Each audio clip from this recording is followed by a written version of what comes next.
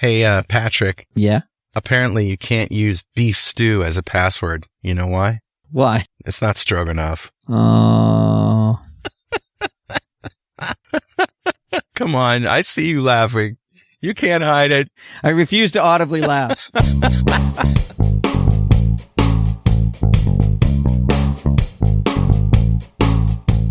All right, folks.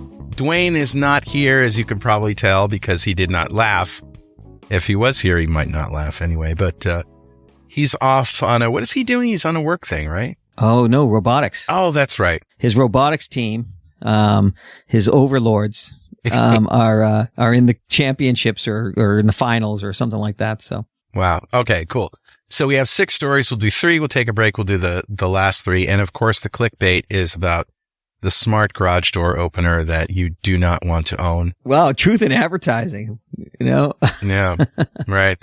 All right. So WinRAR. So WinRAR is like Zip, WinZip or Zip before that. You can compress a file in Windows. A self-extracting archive is the technical term that you'll see in this article. And RAR is probably even older than Zip. Maybe not. I don't think anything's older than Zip except for maybe Arc. It's old. It's been around for a long time. And there was some controversy with WinRAR because there were 2 websites you could get it from, and one seemed to be the real one and the other one seemed to not be the real one. Oh, yeah. I never got satisfaction on that. So you got to be careful where you get it from. But like anything else, it's about convenience. But that's not what this is about. This is an archive that can run PowerShell without being detected. Right. But on top of that, if you get the wrong version, it can do a lot more. Yeah. If you get the right version. Okay. So if you get the one, so here's the problem. Self-extractors should not, like Zip and WinRAR files, should not be able to run PowerShell. No, they should be able to do one thing: unzip. Right. And so this is the built-in decompression stub is being used to call PowerShell and run whatever commands they want to enable. And most systems do have PowerShell enabled. So this is a pretty big deal. If you've been asleep for the last 15 years, PowerShell, invented by my friend Jeffrey Snover, by the way, he basically created a sort of a hyper version of the command prompt. You know, the command prompt, it used to be the operating system itself, the MS-DOS. But the command prompt is, if you drop to a command line and then you can execute commands. Well, PowerShell allows you to do many, many more things, including, cloud things and Google things and Amazon things and stuff that you can just sort of download and install PowerShell plugins for and apps. And then you can do a whole bunch of stuff to command line that you couldn't do just in a regular command line. So anyway, all that is to say that a PowerShell is very powerful and it can do things on your behalf, especially if you're logged in as an admin. So that's why this is really scary, isn't it? Yeah, it is. And it runs, as far as I can see, it runs as NT Authority System, which system privileges are pretty powerful. They're not all powerful, not as all powerful as you think. They don't have privileges off the box, but they do have powerful privileges on the box. Typically, if you install a Windows service, that runs with the NT service. Very often. Or system. Account. Sometimes they have to run a system. So it just depends on where they are. But think about system. NT system is something that's going to give you a lot of power locally, but nothing remote. Right. Yeah. All right. So what can we do about that? It's a hack. Is it patchable? Well, yeah. So I think if you ended up talking to the people who, run WinRAR would say, yeah, this is as expected, as it's supposed to be. They haven't said that. I haven't seen anything, from WinRAR. But this is just the ability to use it. It's like a can opener used as a deadly weapon. They're not going to recall can openers because somebody effectively used one. Right. But the long and short of it is it shouldn't be able to run PowerShell scripts. That's true. You're right. But that also means you need to be very careful about where and what you get from different sources. But what does that mean? So if I download a RAR file, right, for some reason I have to download a RAR file and I right click on it and I've got WinRAR installed. If I just say, decompress, expand to this particular folder, am I at the risk of a hack? Yeah, if the provider of it decided to, utilize this mechanism to deliver an attack against you, then yeah, it's basically like sending you a Word document. I can tell you have to download a Word document that has macros enabled.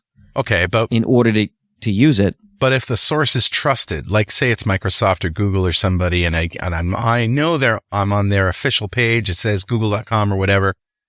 Does the likelihood that there's going to be something malicious in there go down? So if you look in the article, in order to, the attack sequence is actually well documented. The observed attack chain is a graphic. And I saw that. So pretty it's cool. Place SFX archive on disk, create utilman debugger as SFX archive, trigger it. I don't know what that means, but basically it means that this isn't an accidental thing. Somebody has to craft the attack with that WinRAR file, as opposed to, it's not that WinRAR files make you vulnerable, it's that WinRAR files can be used. Okay. So if the source, like if I'm giving you the WinRAR, then it's not a problem. If I download it and extract it, it's probably not an issue. If you download it and extract it from someone who's not trying to hack you, it's not an issue. If you download and extract it from Dwayne, you're in trouble. You said it, I didn't. But literally, my understanding of this is that the way this works is somebody sends you one of these as a trap. It's a trap. Yeah. Okay. All right. And also from this article, it says this type of attack is likely to remain undetected by traditional antivirus software that is looking for malware inside of an archive, which is often also password protected, rather than the behavior from a self-extracting archive decompressor stub. Yeah. Interesting. So if somebody does want to hack you like this, it's pretty effective. Yeah, but the delivery is I have to get you to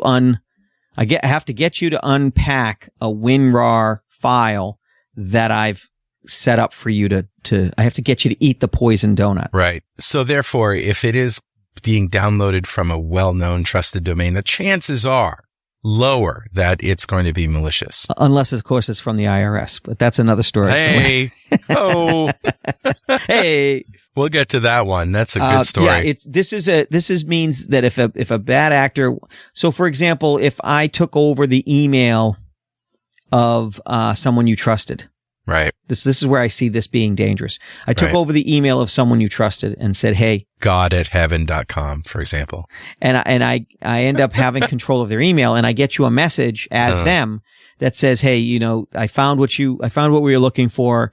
Here's a link to the zip file, the archive file."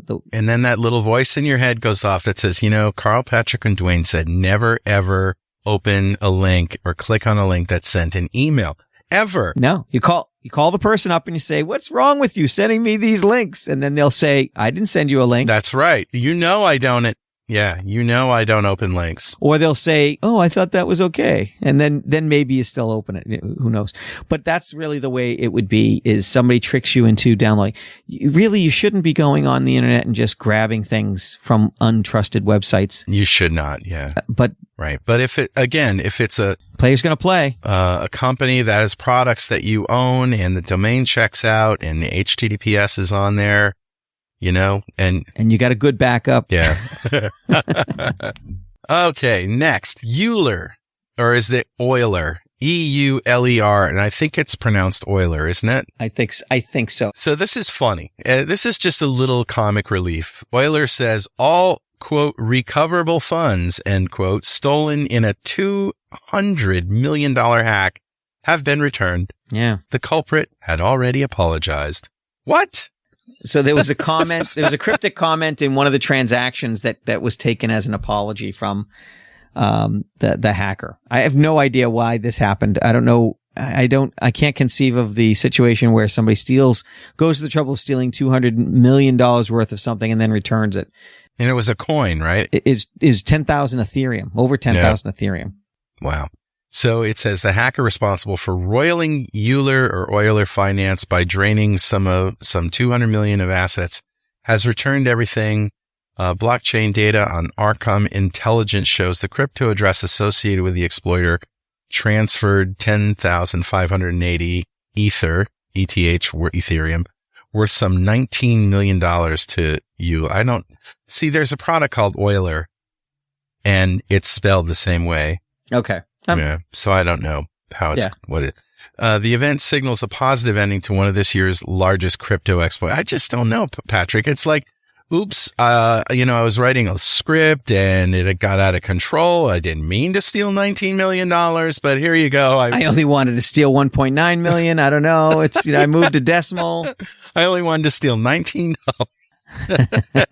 And, I was just looking for a burger and, there you go. That's funny. I don't know. It's a weird, it's a good story in that, people were made whole, it seems like, but it certainly undermines confidence in blockchain and cryptocurrencies in general. There's been a lot of that going around. But it was one of the largest crypto exploits from this year. So it is a weird ending. I don't know. Maybe his mother found out and told him that his Xbox. He's going to take away his Xbox unless. Do you remember in the days before even PCs, this might have been an Apple thing, but somebody wrote a virus called Cookie Monster. And basically it was on text-based consoles. It might have been a PC, it might have been, I don't know, TRS-80, I don't know. Oh, this was in the BBS system days, right? Yeah, BBS system days. So you're on a text-based computer and the word cookie just keeps popping up on the screen in different places. Now, this is text-based, right? No graphics. So it just overwrites cookie, and it gets, at first, very, it's very sparse. And then it gets more and more intense. And, half an hour later, your screen is filled with cookie messages. And the only way to stop it is to go to the command line and type cookie. And then it says, thank you. I had forgotten about that. Well, that's not the story, but the story is FBI seizes stolen credentials market Genesis in Operation Cookie Monster. Yeah. So what really happened here? So this is, remember Silk Road? Yes. Where you could go and buy explosives and people and all sorts of, drugs and things like that. Well, right. Genesis Market is similar to that, but it's more about identity. So if I wanted to buy your bank account, right. I could even buy a subscription to your identities on Genesis. Wow. And the feds, managed to get an invite to the special party. They reconned it and they took it all down. And then they even arrested, I think, 120 users of the site. Wow. And so that's the warning here. That's the lesson here, is that even using this stuff, it could get you, arrested and get you prosecuted, because it's illegal to buy someone's credit card information and somebody's Netflix password. It's not just illegal to sell it. And I like that the FBI called it Operation Cookie Monster. That's just really funny. Yeah, that's because they got an invite and, they had to, I think there was some cookie shenanigans that went into it, but. Right. But this is good. And they put up a banner on the site that says this website has been seized. Europol, Eurojust. There's a whole bunch of organizations that work together. The police from Ireland, Canada, pretty much all over the world helped, take this thing down. And it's whack-a-mole. There's going to be a new one, but now there's a slowdown. Now if you're somebody who's looking to buy this stuff, you might go a month before you find another reliable, safe place to get this stuff from. Yeah. And now people got arrested for you being users. So how you might have to create a new identity. It's just slowing them down. So, and it also takes off the street the people they actually got to arrest. Right. Hey, Patrick, do you have any Samsung engineering and code secrets? I can get some for you. You want to buy some? I'll tell you all about that story after the break. Stick around. We'll be right back. And we're back. You're listening to Security This Week. I'm Carl Franklin. That's my friend Patrick Hines.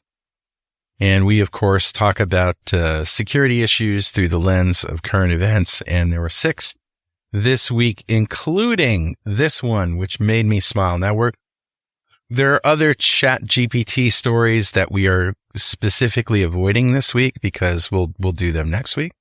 But this one made me laugh and cringe at the same time. Samsung workers made a major error by using ChatGPT. Yeah, big time. Samsung meeting notes and new source code are now in the wild after being leaked in ChatGPT. Yeah, it's always a problem when someone goes to ChatGPT and says, "Can you keep a secret?" Yeah. You know? So the company allowed engineers at its semiconductor arm to use the AI writer to help fix problems with their source code. But in doing so, the workers inputted confidential data, such as the source code itself, for a new program, internal meeting notes data relating to their hardware. So the upshot is that in just under a month, there were 3 recorded incidences of employees leaking sensitive information via ChatGPT. Since ChatGPT retains user input data to further train itself, these trade secrets from Samsung are now effectively in the hands of OpenAI, the company behind the AI service. There's a moral of the story here, kids. Don't share sensitive data with ChatGPT. Or anybody else for that matter. Yeah. I mean, if you think about it, this is kind of stupid on any level, because what other website would you paste secure, sensitive code to and think, well, this is good. This is a good idea. This is a good idea. To paste this as an input on any website. You wouldn't Google your data. You wouldn't post it on Facebook. You wouldn't. So I don't understand what possessed them to think that for somehow they had some secret bond with ChatGPT. Yeah. It's not good. It goes to show you that this thing is not intelligent, really. It's a language model. It doesn't care about facts. It just spits out language that has been used by other people, and it synthesizes it in real time. And there's a server behind it with people behind it that have the right to read the data that you send to them. That's right. So be careful. Be careful. It's not what you think it is. All right. So these 2 stories, and in fact, the next story, I think, if it weren't for the clickbait factor, this would have been the headliner. Maybe you should tell us about this one. Yeah. So this is from Bleeping Computer. IRS authorized eFile.com tax return software caught serving JavaScript malware. And so it looks like this isn't done to every request, which is actually a really cool technique. Dwayne would be loving right now. Yeah. In that if I've got a high volume target, like tens of thousands, hundreds of thousands of people clicking on things, I don't want to hit all of them. So if I hit all of them, I might overwhelm my own system with the requests. But I also am going to get caught a lot easier because a researcher will go in and try to recreate it, and it'll get recreated every time. But if I do it to every random, one, like every prime number one, and then repeat after 10,000, then it's going to be hard for them to recreate, because when they try to recreate it, they're not going to get the result. And that seems to be what's going on here somehow. There's even a reference in the code to math.random. And that's a library inside JavaScript that creates random numbers. Exactly. So, basically, the site is pretty mundane. It uses, JavaScript libraries that you would expect, but there's a reference to and I can't even say what the URL says. It's info amanu on liang.online. And that's registered in China. Yeah. And then it uses math.random at the end to prevent caching and load a fresh copy of the malware in case they want to change it every time. So every time it's going to be a little bit different. It adds a little bit of entropy, and it may even be something that they're doing to prevent it from happening each time. But what happens is this. If you get this lucky cookie, when you go to efile.com, it tells you your browser's not supported. It gives you an error, and it asks you to install either an update.exe or an installer. And that's how they own you. That's how they get you. And it looks like the website efile.com was hijacked a couple of weeks ago on March 17th. Yeah. On that date, a Reddit thread surfaced where multiple eFile.com users suspected the website was hijacked. Yep. And at the time, it showed an SSL error message that you get, that, hey, the site isn't who they say they are. Click here if you want to update the browser, blah, blah, blah. And so it was hacked. It is not that efile.com decided to hack your, they didn't do it themselves. Yeah, bad actor. And SANS has been a big part of digging this down. Dr. Johannes Ulrich from SANS Institute, who's a very interesting speaker, as well as a gifted analyst. The domain, the one I read, info amanuonliang.online. That domain only existed since the 12th of March. So it was created for this attack. It was last updated on 17 March. Wow. So not good. So what's the moral here? Well, I mean, if you file tax in the US, then e-file is something that you certainly didn't think you had to worry about. That's why I made that allusion to the trusted website earlier is right. What's a trusted website? Is it a site that you trust or a site you trust that won't get hacked as well? Right. That said, if you did see this from a trusted site, if you see behavior from a trusted site that doesn't smell right, like it wants you to download something, it wants you to install something, it wants you to go somewhere else, just don't. Right. Just say no. When my browser acts up, when I see a pop-up that I don't think should be there, I kill the browser. I kill most of my tabs. I sometimes reboot the computer and I then run a virus check when it comes back on. I'm fairly paranoid about that. But you don't want to let them get a toehold. Yep. You don't want to let them get in. So your behavior matters even when these things are presented. Yes. Yep. And Patrick's right. If you see that warning sign, just shut it down. Go back later. All right. Shall we talk about the elephant in the garage? This was in PC Magazine, April 4th, so it is not an April Fool's joke. Do you have this smart garage door opener? Disconnect it now. Yeah, and I do not.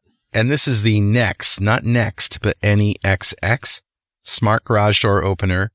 And a bug in these controllers makes it easy for hackers to remotely open them. Yeah. It relies on a universal password that applies across all devices, a hard-coded password. That's the problem. Yeah. And so it's, I hate to say it because you and I are both developers at heart. Is the developers to blame? Absolutely. Otherwise, I don't know how great a product it would be. Probably a very good one. But when you leave the door open, yep. It doesn't matter how good the lock is if you give an easy way for it to be unlocked. When you leave the door open, the door can be opened. That's right. So, this is the problem of, developers believe that that no one's ever going to see my code. It's compiled. Right. But it still ends up on the device. And it still has to be read unencrypted by the processor. Yep. And so unless you're in the most secure of design systems where the chips are part of the scheme, your code's going to be read. You have to assume that your code is going to be readable. Right. And the secrets have to be hidden in a way that they can't be retrieved just because you have the code. And we've been through the evolutions of development where absolutely, this has been learned. And I think in the last 10 years, developers have mostly woken up to the fact that, my comments are going to be available on GitHub forever. Every time I, push to a repository, that's there in the history. So yeah, I probably don't want to do anything, untoward. Yeah, exactly. So that I don't want to be represented by. And yet it still happens. Yeah. It still goes on. There was a major company that, was going to release, to open source their code for one of their projects. I forget what it was. And they couldn't because the comments were too not family friendly. The comments. The comments. Yeah. They estimated it would take 2 years to clean up the comments in the millions of lines of code they were going to release. So we missed out.